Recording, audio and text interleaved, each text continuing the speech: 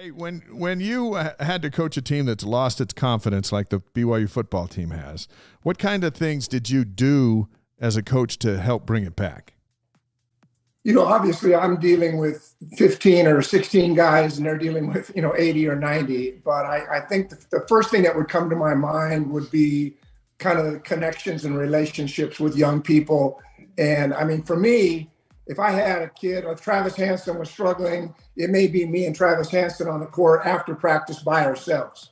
And I did a lot of one-on-one things, whether it was on the floor or maybe just going to lunch, and just getting that connection and making sure it's there and that he understands that I trust him and that I'm with him. Because anybody that has been involved in athletics has gone through highs and lows. And so I think for a football team, last time I played football, I think was Pop Warner in 7th and 8th grade. But the one thing that I've seen and watched the last 2 or 3 years is that Kalani has developed a really healthy culture. And all the evidence that I have seen is that he has great relationships with his guys. He has a great relationship with the community and his staff. But I think the first thing I always did was either go out and work a guy out or watch film together.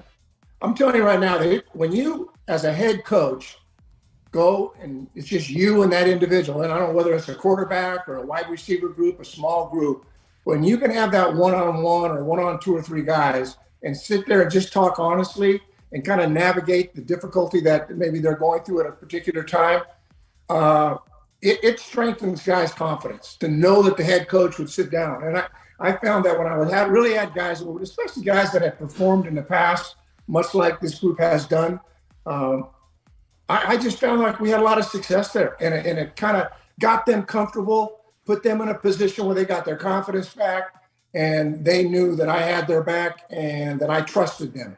And I think those are things that are really important.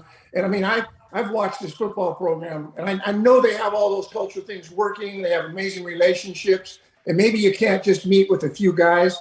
But I think as a head coach and whatever sport I was, I would reach out to the leaders of that team. The seniors, the juniors, the guys that are counted on in the locker room. Yeah. And those are always were the first guys that I tried to make contact with.